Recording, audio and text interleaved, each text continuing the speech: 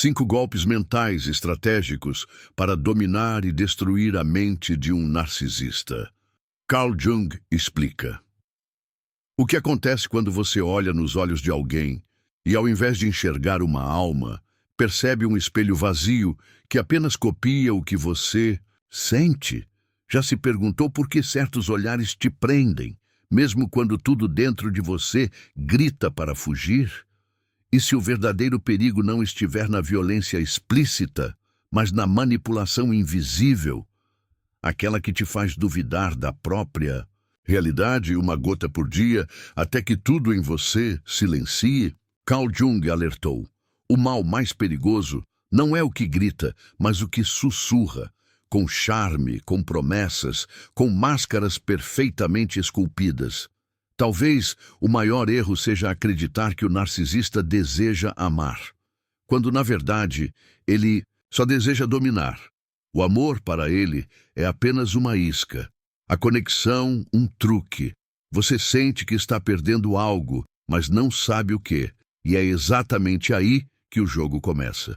Este vídeo não é sobre como vencer alguém, é sobre como escapar de um feitiço psicológico. E Jung sabia, todo feitiço começa onde termina a consciência. Mas há golpes, sim, golpes mentais profundos, que podem inverter esse jogo. Golpes que não atacam o corpo, mas desmantelam o ego alheio por dentro como uma chave girando em um cofre antigo e esquecido. Você já teve a sensação de estar em uma prisão, mesmo com a porta aberta? Já experimentou o vazio após perceber que todos os gestos de carinho eram apenas instrumentos de controle? O narcisista não entra em sua vida como um inimigo. Ele se disfarça de resposta, de cura, de destino. Mas cada palavra que ele diz é um bisturi, e cada elogio é um teste para ver até onde sua mente pode ser moldada. Carl Jung escreveu sobre as sombras, não aquelas que estão no mundo, mas as que habitam dentro de nós, alimentadas por vínculos distorcidos que fingem ser amor. Nada do que você conhece vai te preparar para o que está por trás desses golpes mentais, porque não estamos falando de truques baratos ou frases de efeito. Estamos falando de mecanismos arquetípicos, de forças invisíveis que operam abaixo do seu nível de consciência. O narcisista age no escuro, e é no escuro que você precisa aprender a ver. Jung dizia: a árvore que alcança o céu tem raízes tão profundas no inferno quanto no paraíso. E talvez, para se libertar, você precise descer até onde ele nunca ousou imaginar que você chegaria. Mas cuidado! Entender esses golpes é como acender uma tocha em uma caverna que esconde mais do que quer ser revelado. A cada minuto que você avança, uma parte de você será desafiada, despida, confrontada. Você não vai sair ileso, mas pode sair livre, se tiver coragem de atravessar o espelho, se tiver ousadia de ver o narcisista pelo que ele é, e não pelo que você precisa que ele seja. Porque há um ponto sem retorno. E ele começa agora. Há um tipo de dor que não grita, ela não tem nome, não tem forma, mas vai se instalando no peito como uma neblina silenciosa. Você sente que algo está errado, mas não consegue provar. As palavras continuam doces, os gestos continuam certos, e ainda assim, algo dentro de você vai morrendo aos poucos. Carl Jung dizia que aquilo que ignoramos em nós retorna de fora como destino. E talvez seja por isso que certos encontros parecem karmas disfarçados. Não foram coincidência, foram espelhos. E o que doeu não foi o outro, foi o que ele despertou em você. Quantas vezes você se calou para não perder alguém que já estava te roubando em silêncio? Quantas vezes confundiu manipulação com amor, controle com proteção, invalidação com cuidado? O narcisista não invade, ele seduz, ele cria um labirinto com a própria presença, e uma vez lá dentro, você perde a bússola interna. Começa a se perguntar se está exagerando, se é sensível demais, se está louco. Não percebe que o enredo foi escrito para te desmontar. Carl Jung chamaria isso de possessão psíquica, quando um complexo ganha vida própria e te usa como marionete. E não é óbvio, nunca é. O narcisista sabe dançar com a linguagem. Ele oferece o que você mais precisa ouvir e depois usa contra você. Ele sente o cheiro das suas feridas e ali, naquele ponto cego da sua alma, ele planta o controle.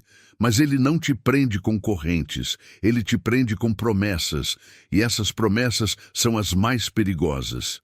Eu nunca vou te deixar. Você é tudo para mim. Ninguém mais vai te entender como eu. Palavras que parecem colo, até virarem grilhões. Aos poucos você para de rir como antes, para de falar alto, para de discordar e depois para de existir. Começa a viver para não provocar, para não irritar, para manter o que sobrou da conexão. Mas o que sobrou já não é amor, é sobrevivência. E é nesse ponto que você percebe que está se afogando, mas sem água.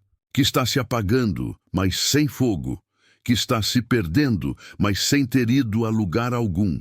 Isso não é sobre relacionamentos, é sobre psique, é sobre a sombra. E a sombra, Jung dizia, só é perigosa quando não é reconhecida. Você sente que está vivendo uma guerra secreta, só que não tem provas, nem testemunhas, e isso te isola, porque quem está de fora vê o sorriso. Só você sabe do frio. Quem vê a fachada, inveja. Mas quem dorme ao lado, sangra. A mente do narcisista é um jogo de espelhos. E se você não souber onde está a saída, acaba confundindo o reflexo com a verdade. Mas há um detalhe cruel. Quanto mais você tenta agradar, mais ele te destrói. Porque o que o narcisista mais teme é alguém que não precisa dele. Carl Jung via o inconsciente como um campo de batalha entre forças opostas. Luz e sombra, persona e self, ilusão e verdade. E nesse campo, o narcisista só existe enquanto você alimenta a ilusão, enquanto você tem medo de confrontar o real, enquanto você precisa do olhar dele para se sentir visto. Mas e se você não precisasse mais? E se o espelho fosse quebrado? Quem você seria sem a distorção? Que parte da sua alma voltaria à superfície? Talvez seja isso que mais assuste, descobrir que você pode ser inteiro, mesmo depois de ter sido desmontado. Que há um centro silencioso dentro de você que o narcisista jamais tocou. E que por mais que ele tenha se infiltrado nos seus gestos, ele nunca acessou sua essência. Ela ainda está lá, esperando que você volte. Não com raiva, mas com consciência, porque o verdadeiro golpe não é ferir o narcisista, é se libertar dele. E ao fazer isso, libertar o que você se tornou por causa dele. Mas há um preço, há sempre um preço. Jung chamaria isso de processo de individuação. Morrer para a máscara que um dia você vestiu para ser amado. Rasgar o roteiro que escreveram em seu nome e nascer uma vez mais. Sem aplausos, sem plateia, sem aprovação. Só você e o silêncio. O silêncio que sempre soube. O silêncio que sempre esperou. O silêncio onde os verdadeiros golpes mentais começam a nascer. E quando você sentir esse silêncio pela primeira vez, ele vai parecer solidão, mas não é. É a sua alma limpando a casa, e ela vai te mostrar onde estão as rachaduras. Porque é por essas rachaduras que a luz vai entrar. Você se lembra da última vez que confiou plenamente em alguém? E essa confiança virou um campo minado? O segundo golpe não é imediato, ele é paciente. Ele se esconde nos detalhes, nos silêncios estratégicos, nas pausas cheias de intenção. O narcisista não chega mais com promessas, ele chega com ausências. Ele começa a sumir de você, a se retrair, a desaparecer. Não fisicamente, mas emocionalmente. E você, sem perceber, começa a fazer tudo para trazê-lo de volta. Jung chamou isso de projeção invertida, quando tentamos resgatar o outro como forma de resgatar a nós mesmos. Mas o que você não vê é que já Está no tabuleiro, jogando com regras que não foram suas. Esse segundo golpe é mais cruel do que o primeiro, porque ele usa seu amor contra você. Ele cria o vácuo, e você corre para preenchê-lo. Ele se afasta, e você se aproxima. Ele silencia, e você se explica. Ele esfria, e você se aquece.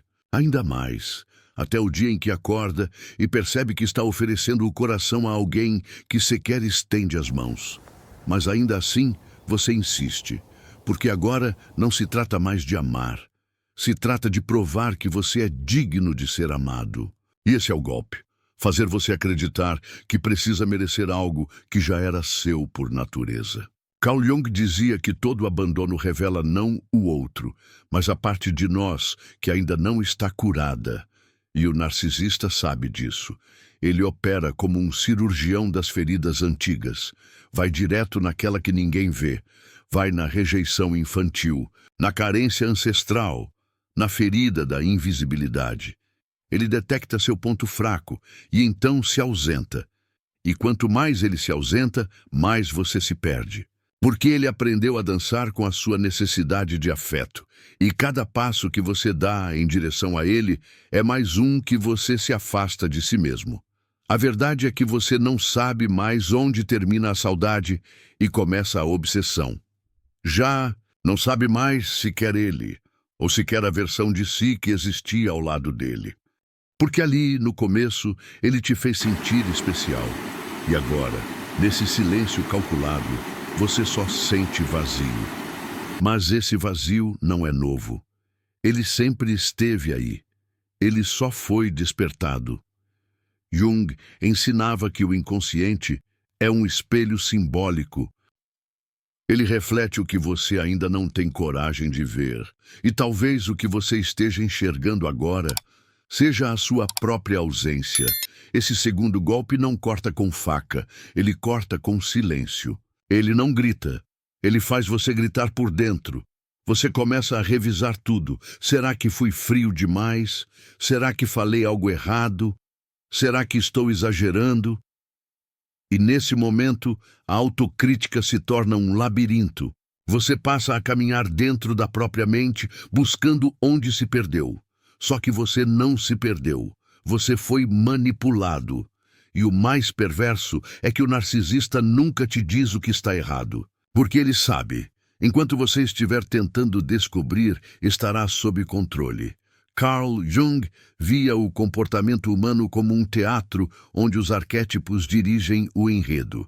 E o narcisista é mestre em te fazer representar o papel do culpado, mesmo sem acusação. Porque o silêncio dele é uma sentença. Não precisa dizer nada, basta estar distante, e você, sem perceber, se torna réu, advogado e juiz do próprio sofrimento. Você pede desculpas sem saber pelo quê, se explica sem ter sido questionado, e se afunda num mar de incertezas cuja única âncora é ele. Mas e se você parasse? E se diante da ausência dele você também se retirasse? O que restaria? Será que o castelo ruiria? Ou será que você perceberia que a fortaleza sempre foi você? Carl Jung dizia que todo despertar começa com um colapso. E esse colapso pode parecer fim, mas é início. É a ruptura da ilusão. É o momento em que você para de correr atrás e começa a andar para dentro. Porque o que você busca no outro é, na verdade, a parte de si que foi esquecida na infância, abandonada pela pressa, silenciada pelo medo. O narcisista não desaparece por falta de tempo. Ele desaparece para gerar fome. Fome de atenção, de afeto, de pertencimento. E uma vez faminto, você aceita migalhas, você aceita o pouco, você aceita o que jamais aceitaria em sã consciência, porque agora não é mais amor, é abstinência. E é assim que o segundo golpe se instala. Você se torna dependente do retorno dele, do toque dele, da presença dele, mesmo que tóxica, mesmo que intermitente, mesmo que destrutiva. E nesse momento sua alma envia um sussurro, fraco, mas presente. Volta para casa. Casa, aqui não é um lugar físico, é o seu centro, é a sua essência. É o ponto onde você existia antes de ser moldado pelas exigências do amor distorcido. Carl Jung dizia que a psique tem o desejo de ser inteira, e a inteireza só acontece quando você para de mendigar pedaços, quando você para de negociar sua luz por um pouco de calor falso, e começa a perceber que quem desaparece quando você se afasta nunca esteve ali de verdade. Você está em um campo de batalha invisível, onde as armas são palavras não ditas, gestos que confundem, silêncios que sufocam. E a sua maior força agora não é reagir, é se lembrar. Se lembrar de quem você era antes de tentar ser suficiente para alguém que nunca estaria satisfeito. Se lembrar do som da sua própria voz, antes dela ser calada. Se lembrar da sua risada, antes de ser reduzida a ruído. O segundo golpe não é sobre ele. É sobre o que você faz com o vazio que ele deixou. Porque o vazio sempre foi seu. E quando você encarar esse vazio sem medo, sem fuga, sem fantasia, algo muda. Não de fora, de dentro. Você percebe que não precisa mais correr atrás. Porque agora, pela primeira vez em muito tempo, você está correndo em direção a si mesmo. E esse é o único movimento que o narcisista não sabe como deter. O terceiro golpe não se anuncia. Ele chega devagar, como uma fumaça que se infiltra nas rachaduras da alma. E quando você percebe, já está respirando o veneno como se fosse ar. Não há palavras agressivas, não há gritos, há distorção. Pequena, quase imperceptível, mas repetida, diariamente. O terceiro golpe do narcisista é a inversão da realidade. E é aqui que tudo começa a se embaralhar. O que você sentiu, ele diz que não aconteceu. O que ele fez, ele diz que foi você. E pouco a pouco, sua mente, que antes era morada, vira labirinto. Carl Jung chamava isso de desintegração do ego. É quando a estrutura que te sustentava começa a se partir por dentro. Não porque a realidade mudou, mas porque ela foi manipulada até perder o contorno. O narcisista não precisa te atacar diretamente. Ele apenas nega o que é evidente, ridiculariza o que você sente, faz você duvidar do que viu, do que ouviu, do que viveu. E essa dúvida é o veneno, porque ela te obriga a recorrer a ele para validar a própria existência. Você passa a andar sobre ovos, a medir cada palavra, a revisar cada gesto, a buscar provas do que antes era intuição. E quando não encontra, recua, se cala, se adapta. O terceiro golpe não destrói com força, ele destrói com confusão. Ele implode sua certeza. Ele faz da sua mente um território ocupado. E você começa a ceder, não por medo, mas por exaustão. Porque tentar convencer alguém de que sua dor é real é uma das formas mais sutis de enlouquecer. A ferida não está no que ele faz, está no que ele nega, na forma como ele te olha com desdém quando você tenta se explicar, na forma como ele sorri enquanto você chora, como quem diz, você está exagerando de novo.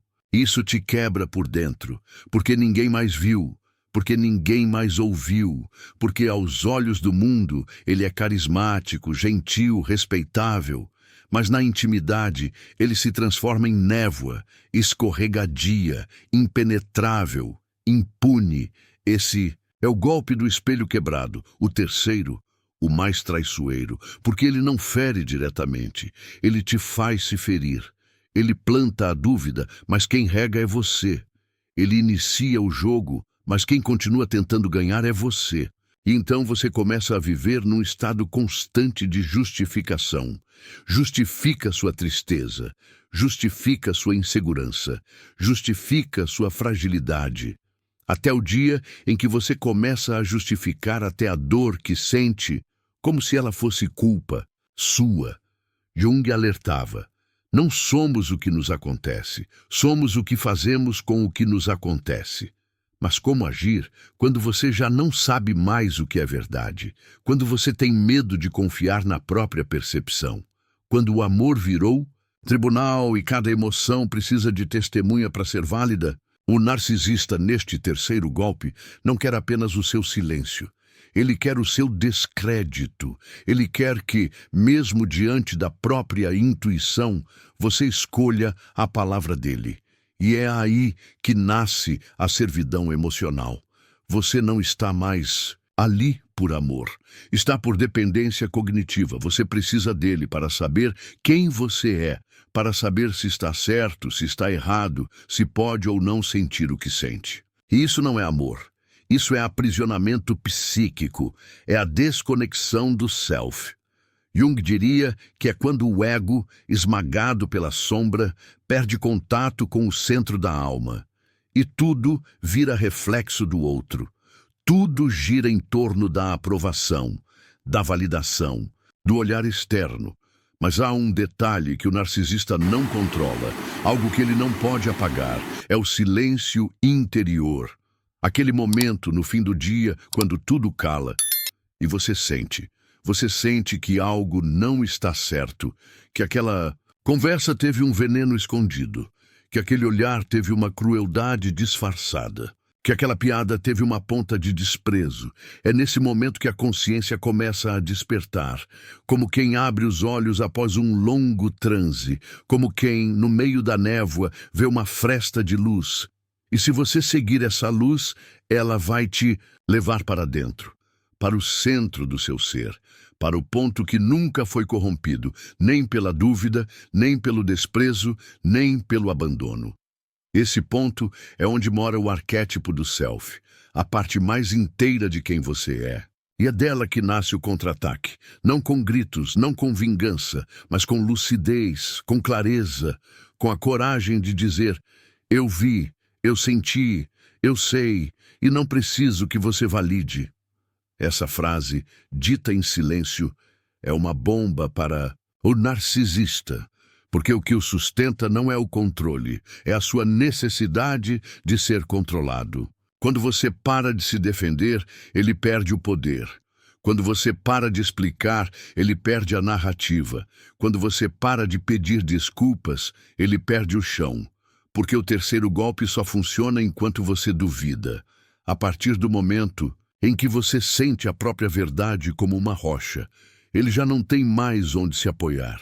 E o mais impactante é perceber que o retorno ao seu eixo não exige força, exige presença, exige pausa, exige um olhar interno que diga: chega, eu confio em mim.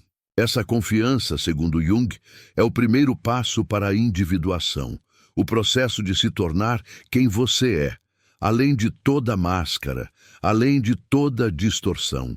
E esse processo não agrada ao narcisista, porque ele se alimenta do seu esquecimento. E agora você está lembrando, a um ponto da jornada onde a dor já não espanta, ela se torna uma velha conhecida.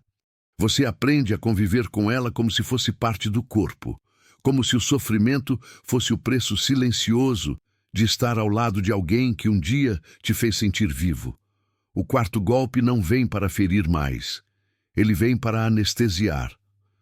Não, machuca diretamente, entorpece, e é aí que mora o perigo, porque quando a dor para de doer, é sinal de que você deixou de sentir, deixou de reagir, deixou de existir.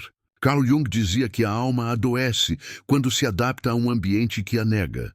E esse quarto golpe é exatamente isso, a morte lenta da sua vitalidade interior. Ele não te ataca, não te abandona, não te manipula.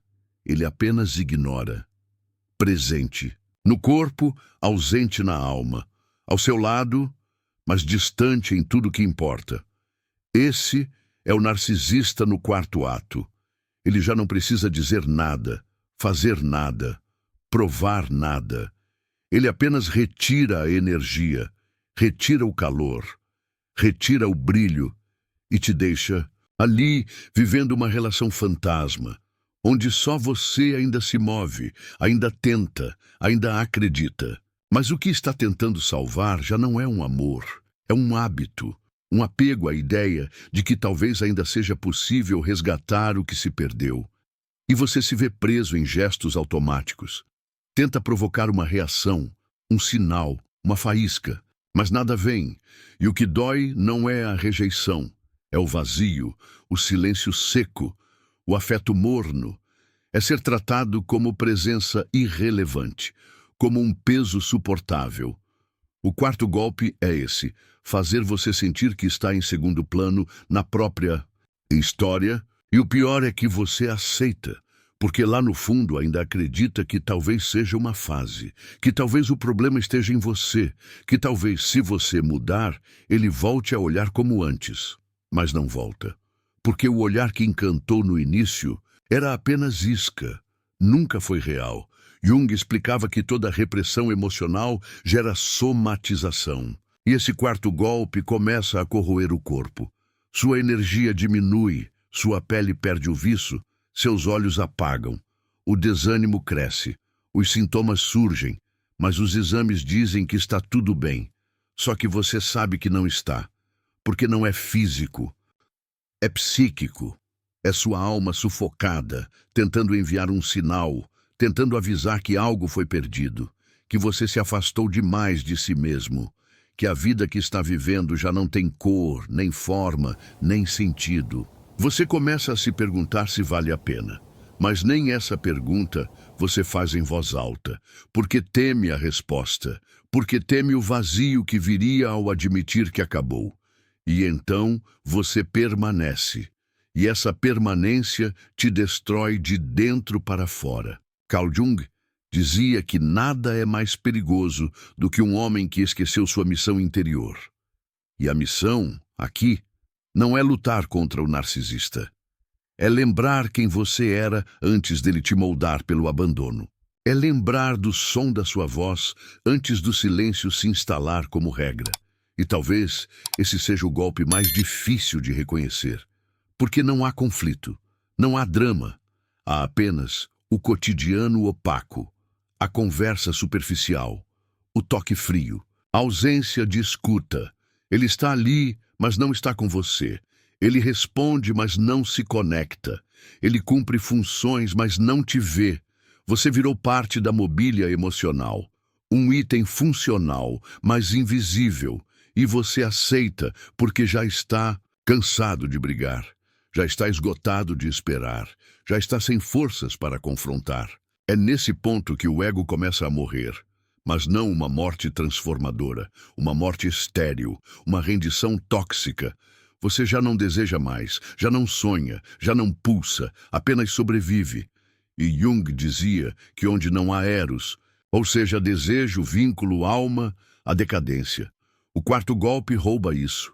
Ele não te machuca por ação, mas por omissão, por não ver, não ouvir, não tocar, por fazer você se sentir um grito que ninguém escuta, uma alma que ninguém alcança. E você começa a duvidar do próprio valor, porque se nem mesmo aquele que dizia te amar consegue te enxergar, quem mais conseguiria? Essa é a armadilha final, a internalização do abandono. Agora, você mesmo começa a se tratar com descaso. Você se negligencia, você para de se cuidar, você diz tanto faz com frequência. E cada tanto faz é uma micromorte, uma desistência disfarçada, um passo a mais na direção da ausência total de si mesmo. Mas o inconsciente é sábio. Ele não permite que a alma se apague sem lutar. E em algum momento, algo dentro de você desperta. Pode ser uma lembrança, uma música, um sonho, uma frase lida por acaso. Algo te toca e faz o sangue circular de novo. E nesse instante, você percebe que está anestesiado há tempo demais, que está adormecido, que está vivendo uma vida que não é sua. Jung diria que esse momento é o chamado, a alma batendo à porta, exigindo retorno. E o retorno não será imediato, não será fácil, mas será real. Você terá que sentir de novo. Terá que sangrar, terá que encarar a dor que evitou por tanto tempo, porque é só passando por ela que você volta a si. Só atravessando o deserto emocional é que encontra o oásis interior. E ao dar esse primeiro passo, você já destrói o quarto golpe. Porque agora você não está mais esperando ser visto. Você está se vendo, está se escolhendo, está se ouvindo. E não há nada mais revolucionário para a mente aprisionada por um narcisista do que a simples decisão de voltar a sentir. Sentir tudo, sem anestesia, sem filtro, sem medo. Porque a alma, quando reconhecida, cura tudo aquilo que a ausência do outro tentou silenciar. Você sobreviveu à sedução, à ausência, à inversão e à indiferença. Mas o golpe mais perigoso ainda está por vir.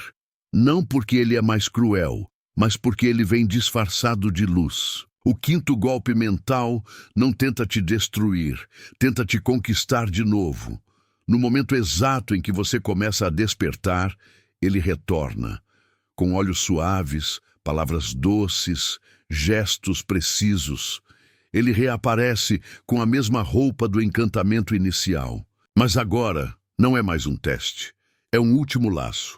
Jung chamava esse momento de retorno da sombra projetada, quando aquilo que estava desintegrado volta com nova força. E se você não estiver desperto, confunde redenção com recaída. Esse quinto golpe é o ciclo que se fecha para recomeçar. É o velho padrão voltando com uma nova maquiagem. É o mesmo veneno servido em taça de cristal. E como você está emocionalmente exausto, espiritualmente faminto, e com a autoestima ainda em reconstrução, ele sabe exatamente onde tocar. Te oferece o que você sempre quis: escuta, afeto, promessas de mudança, e pela primeira vez em muito tempo você quer acreditar, porque a esperança, quando não amadurecida, é uma forma de vício. Carl Jung dizia que nada é mais perigoso do que uma verdade que se parece com mentira ou uma mentira que se parece com verdade. E é isso que o quinto golpe representa: a manipulação sutil da sua última reserva de fé. O narcisista retorna como quem se arrependeu, como quem viu o erro, como quem finalmente compreendeu. Mas é apenas estratégia. O verdadeiro arrependido não promete, se transforma. E o narcisista, ao contrário, se adapta, se ajusta à sua resistência, molda o discurso para seduzir de novo. E você, se ainda estiver com feridas abertas, pode confundir isso com milagre. Você se pergunta: e se agora for diferente? E se ele tiver mudado de verdade? E se eu estiver sendo duro demais? Essas perguntas são humanas, são legítimas, mas não são suas. Elas foram implantadas ao longo da relação. São sementes da dúvida que ele cultivou cuidadosamente. O quinto golpe não é sobre amor, é sobre controle emocional por meio da esperança. E esperança, nesse contexto, é a última cela da prisão. O mais cruel é que dessa vez ele realmente faz tudo certo. Manda mensagens de bom dia, demonstra empatia, faz elogios sinceros, te devolve a sensação de ser visto, mas algo dentro de você, mesmo sem provas, sente o frio por trás do calor. Algo não encaixa, e esse algo é o seu self gritando. Porque agora, depois de tudo que viveu, você desenvolveu um radar, um pressentimento, uma memória emocional que te alerta mesmo quando tudo parece perfeito. Carl Jung chamava isso de intuição arquetípica, o saber silencioso que vem das profundezas do inconsciente. O quinto golpe é, na verdade, um espelho. Ele te mostra quem você se tornou, te coloca diante da versão de si que sobreviveu a todos os outros golpes. E aqui está o ponto crucial. Ele só funciona se você ainda estiver buscando uma versão melhor do outro. Mas se ao invés disso você estiver buscando a versão inteira de si mesmo, ele quebra, ele se dissolve, ele perde o jogo. Porque o narcisista não sabe lidar com quem não precisa mais dele para se sentir inteiro. E é nesse ponto que você entende que nunca foi sobre o outro, sempre foi sobre você. O narcisista foi apenas um reflexo da parte sua, que ainda precisava amadurecer, se afirmar, se curar. Ele foi o mestre perverso que te conduziu ao próprio abismo. E agora, diante do retorno dele, você tem a chance de fazer diferente, de não repetir o padrão, de escolher não com o coração carente, mas com a consciência desperta. E isso não é vingança, é libertação. Mas cuidado, o quinto golpe não se desfaz com raiva. Ele se desfaz com lucidez, com compaixão por si mesmo, com gratidão amarga pela dor que te despertou.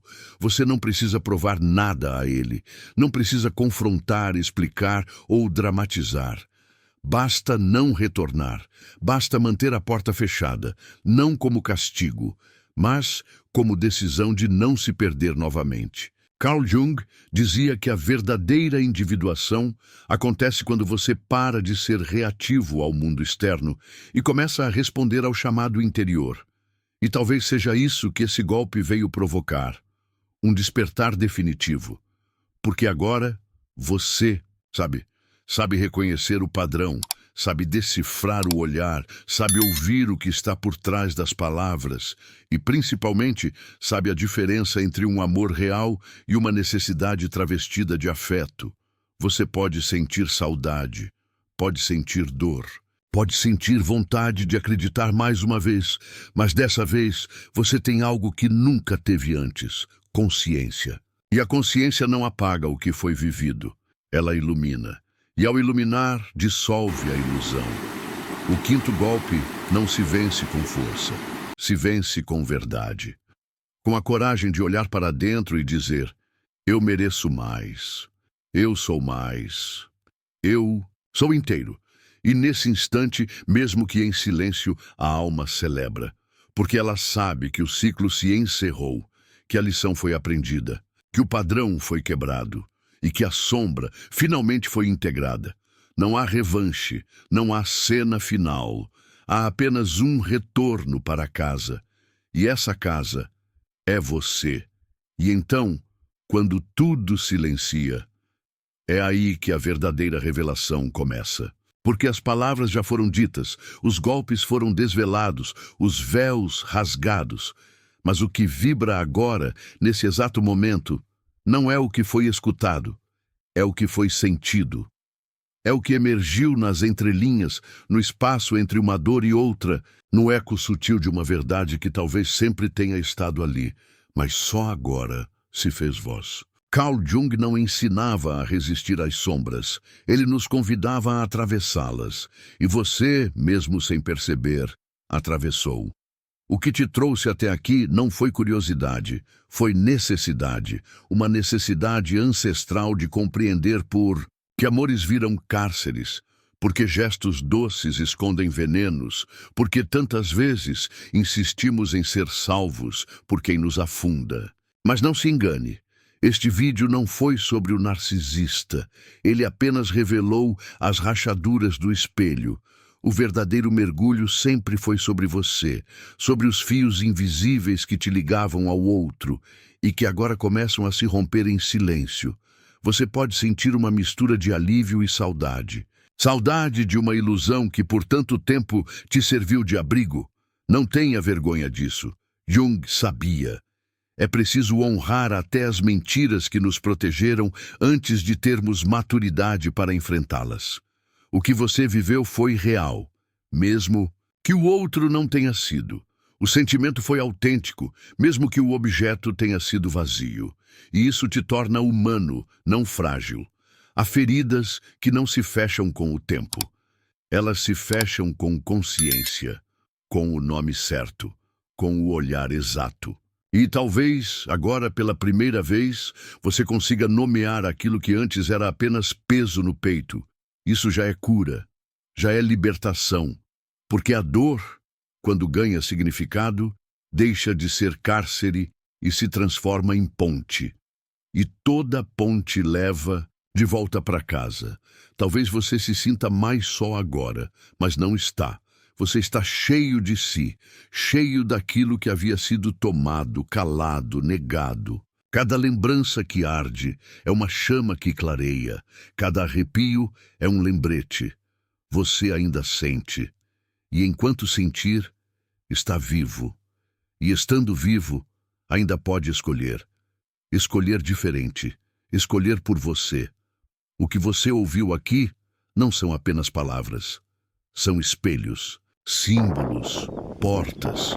E cada uma delas, se aberta, revela uma nova camada. Não se apresse em entender tudo agora.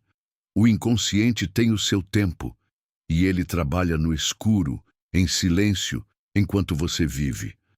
Mas algo dentro de você já sabe. Você não voltará a ser o mesmo. E isso é o início. Nos próximos dias, sem aviso, você vai lembrar de frases, de imagens, de sensações, talvez diante de um gesto, de um reencontro, de uma mensagem. E quando isso acontecer, saiba, é a alma te avisando que está desperta, que agora ela te acompanha, que agora ela não aceita menos. E você também não deveria aceitar.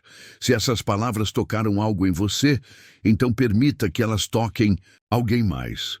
Compartilhe. Escreva o que sentiu. Expanda. Não como quem divulga, mas como quem oferece abrigo a quem ainda está na escuridão. Porque, no fundo, estamos todos buscando a mesma coisa. Voltar para casa. Voltar para o centro. Voltar para o que é verdadeiro. E se você sentiu, se você viveu, se algo em você se moveu, então este canal pode ser o fio que te conecta a essa travessia. Inscreva-se, curta, comente, mas, acima de tudo, continue, porque o despertar não termina aqui. Ele só começou. Às vezes, o silêncio mais profundo é aquele que vem depois da verdade. E nesse silêncio, você finalmente se ouve.